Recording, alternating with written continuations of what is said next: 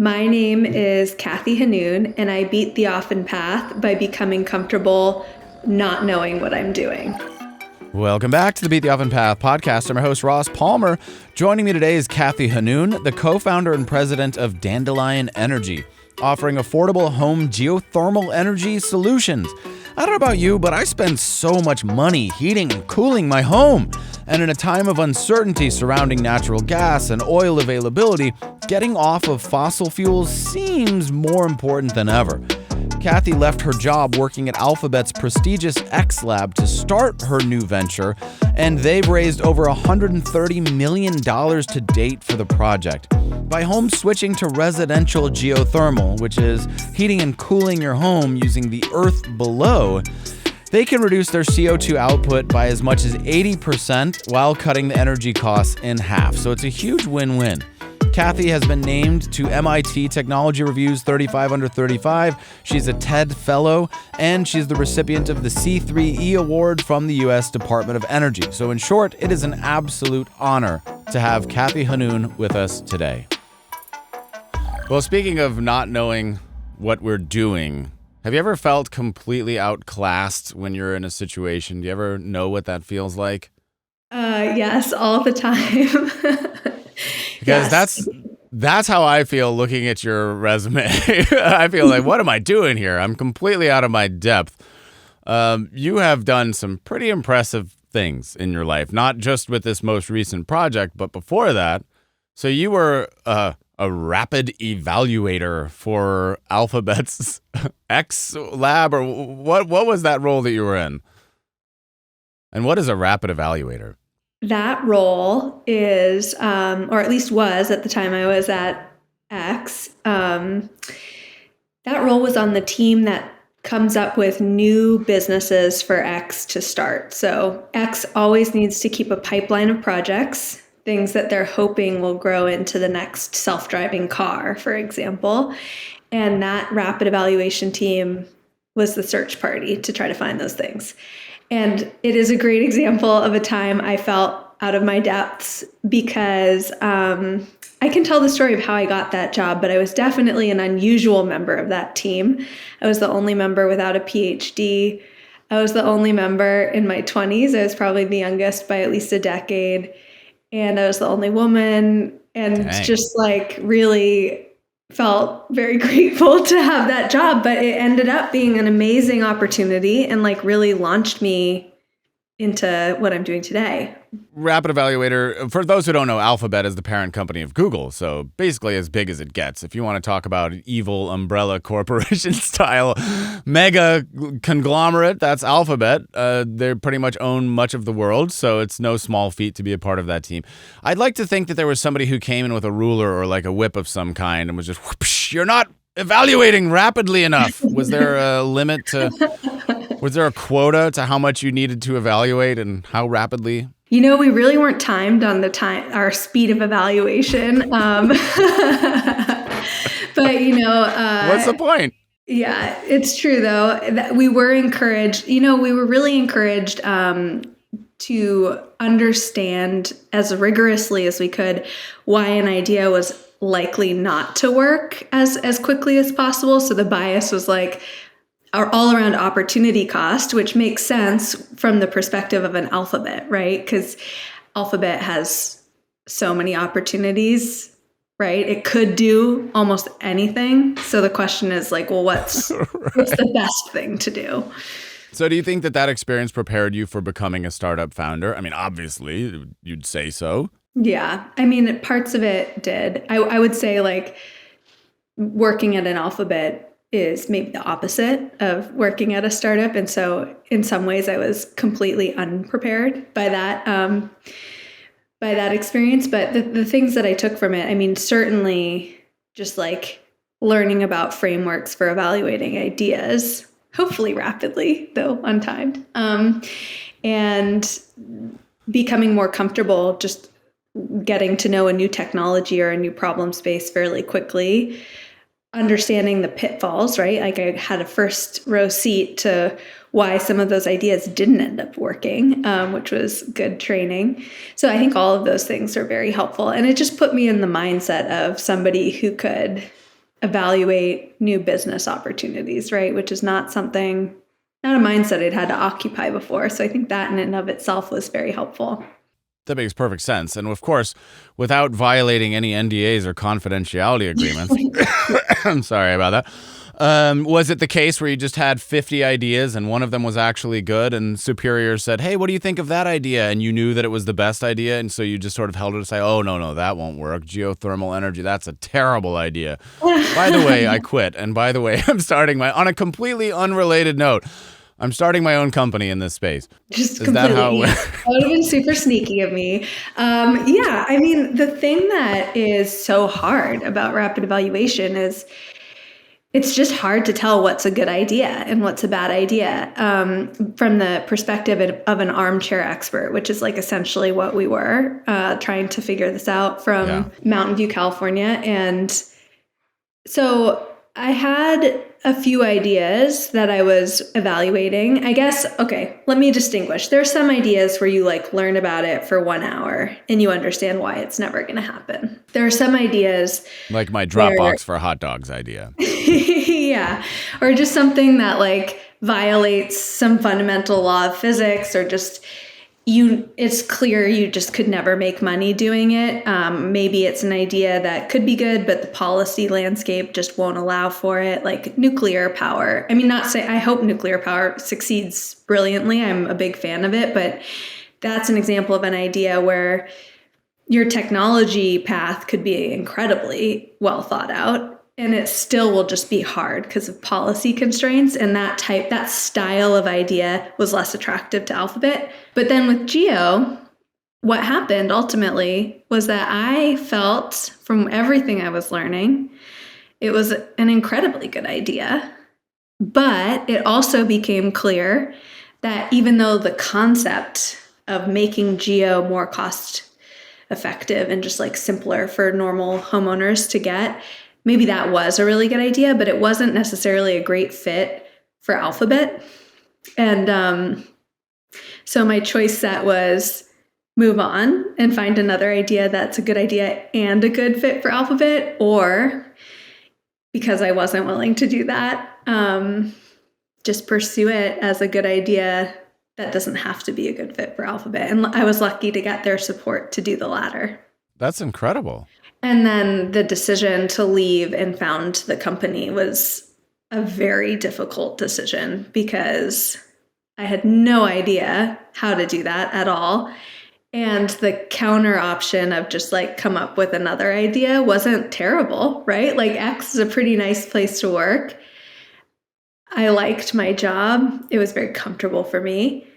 It was like way less likely to end in disaster, right? So, but yeah, ultimately, of course, what happened was I did make the decision to leave and did get X's support. And I feel like it was the right thing for me and for X. So it ended up working out. When I said, do you ever feel like you don't belong? I was being facetious. I was referring to myself in this conversation. I feel like I don't belong right now. Like I'm not worthy. But I had no idea that that was a very real component of your actual life, that you did find your way into there. And I think what is even more shocking or potentially shocking to the viewer is so many people believe that when you land something like that, it's got to be the end. It's the dream job. It's got to be the end of the story. That is the happily ever after moment. But yet to get that and to say, you know what, I'm going to leave that and I'm going to go do my own thing, that takes courage. And you mentioned that it was a bit more difficult than it seems when you actually did it. So how much fear was there in starting your own project in geothermal heat and energy? Yeah. Was it a terrifying decision to do? It was. It was like the maximum level of fear I've ever experienced professionally. Yeah. I remember it. Like I was physically shaking that day when it's kind of embarrassing, but I was so anxious about it. And I am lucky to be a person who naturally does not have a lot of anxiety in my life, up until the point that I decided to start my own company, which started my relationship with anxiety, which now is a state of mind I know so well. But yeah, it was a really hard decision. I feel you there. Yeah. So let's talk a little bit about the idea itself. So what, broadly speaking, is the idea of your new startup, relatively new? Dandelion is a home geothermal heating and cooling startup. And what we do is we replace homeowners' furnaces and boilers, which are often fueled by natural gas, propane, or fuel oil. We can take them out entirely and install a geothermal heat pump, which is an electrically powered device that harvests renewable thermal energy from the ground to heat the home and cool the home. So it's actually not a new technology. It's been around for a long time, but no one in the US has really figured out how to package it and sell it to just typical homeowners in such a way that makes it affordable and simple for them. And that's really the premise of Dandelion. We are making it less expensive for homeowners to heat with geothermal and cool with geothermal than using fossil fuels. Well, that's, if I may, that's very easy to say. I mean, of course, in the Bay Area, in the liberal, leftist, elite area, you can use things like geothermal energy to heat your home. But what about the people in the rest of America or the rest of the world who don't have access to geothermal energy? I'm glad you asked, because that is a misconception about geothermal energy. So it's confusing because the word geothermal is overloaded. It's I'm like just it's joking. That's a used joke. to describe electricity that you make from like hot underground Pacific Rim, like magma essentially. Molten lava. That's not what Yeah. we're doing. Tapping straight into a volcano. Right, not our type. So our type of geothermal just uses the ground anywhere. So actually Dandelion doesn't even serve the Bay Area. We are based on the East Coast and we serve the Northeast today. And you don't need any special geological features to do it. You can just like put a pipe, a simple plastic pipe down into your yard, and you're just using sort of the thermal inertia of the ground, the fact that like the ground is always the same temperature to heat and cool your home. I was being facetious. I'm sorry if that didn't. Well, it's something that a lot of people. What if you don't have access to the ground? Yeah. That we got to think about those people. But a side advantage of putting a pipe in the ground is you live may in a discover tree oil. house, this would not be a good solution. Yeah. So once it's installed, is the only input then electricity, which could come from, say, solar panels on your roof? Yep. And because the system is so efficient, you only need 20 to 25% of the total energy used for heating and cooling to come from electricity. 75 to 80% is coming just from the ground. It's renewable thermal energy. So it's just very cost effective and efficient because of that. Do you think that a good business strategy in general is just to look at what Sweden is doing now and just make a business in the United States? Just generally, I feel like they're always 50 years ahead of whatever we're doing in this country. It's always Sweden. I have to say that has worked really well for me so far, that strategy.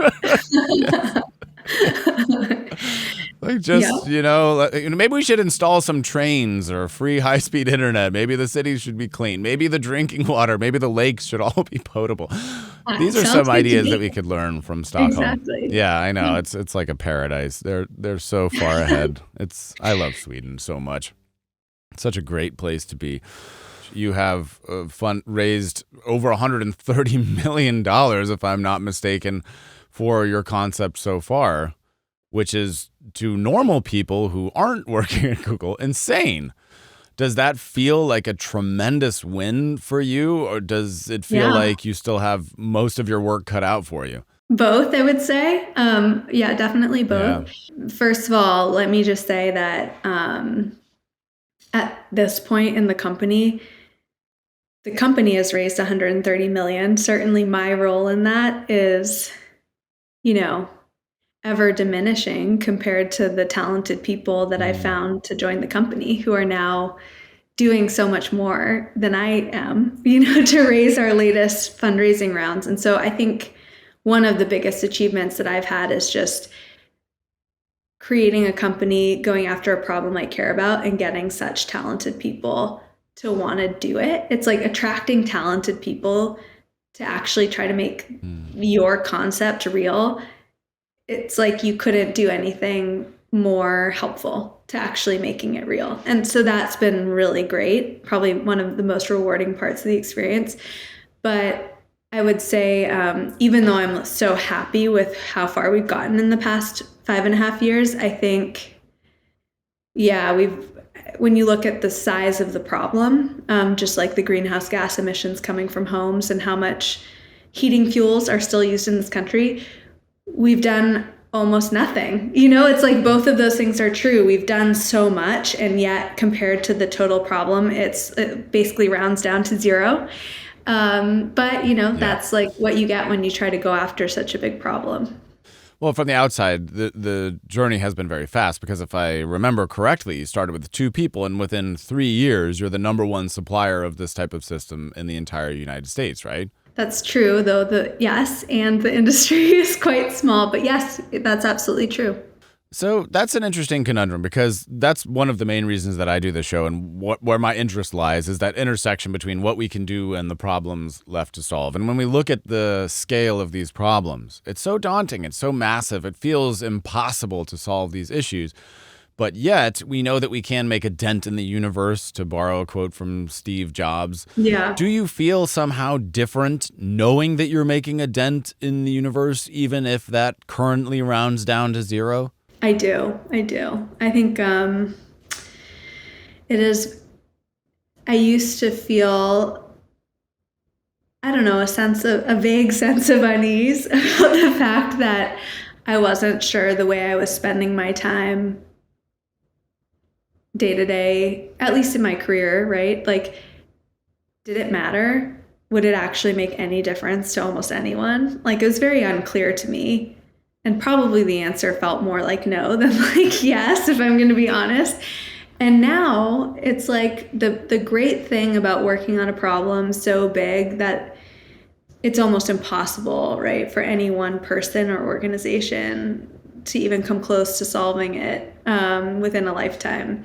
It's just, I know it matters, right? It's like I have no doubt that my work and my contribution is meaningful, even though the scale of the problem is so big. And I also think from a business perspective, it's great to be working on such a big problem because the upside is not capped, right? Like I think one of the things I learned at X actually is I'm not convinced that trying to solve a small problem is necessarily easier than trying to solve a hard problem. Like, I think changing anything is typically quite hard. And at least if you're going after the big problem, it's easier to attract better resources, right? Like you couldn't get like as much money or as talented people or as much like, I don't know. It's harder to get the momentum, I think, when you're not going after something big. And that just has made me convinced, like, why not just choose the big thing? There's no reason not to. Wise words. Well, you've given me one great idea, and that idea is I'm going to rebrand the show. I'm going to call this show A Vague Sense of Unease now. I think that more accurately describes what we do here. Just, you'll feel somewhat bad, but you'll also feel somewhat good because that is basically the core premise of the show. Exactly what you described. That is why we're here. That's what I'm most interested in. Because I can't shake the feeling that as big as these problems are, it's just more noble. It's better to try to solve them. It's better to have a crack at it and even potentially fail than to not try at all. Certainly, if you see the scale of these problems, I think the only thing that makes sense is to try and solve it. So I just hope that more people take your approach and try to tackle some of these big problems and realize that it's not just being a hippie and forsaking all material possessions, that there's another path where you can actively try to solve these problems and, raise money doing that and get other people to do it. So it's not like this aesthetic life or going pure capitalism. I'm going to dump as much plastic into the ocean as humanly possible. There is a third way, and I think that way is the one I'm most interested in. Yeah, I definitely agree with that. And I do think that failure, when people talk about failure, there's different qualities. Like, failure can have different qualities.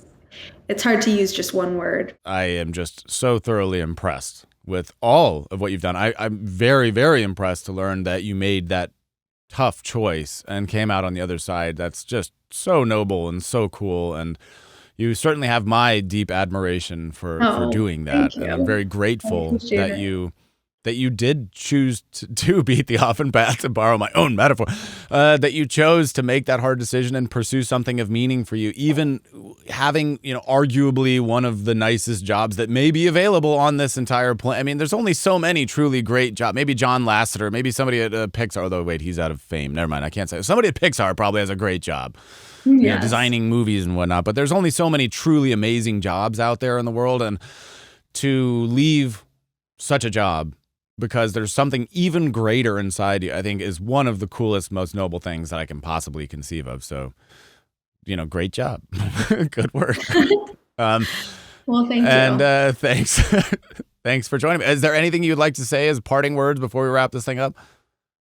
Or promote your company? I really enjoyed the conversation as well. Just two 36-year-olds talking about the beaten path and talking about leaving life it. and stuff. Yeah. So thank you for having me. I really have enjoyed it. It is my pleasure. All right, everybody, check out the website. And if you own a home, look into geothermal energy. It is time. It's a product whose time has come. And if you can do it, install it, it's worth it.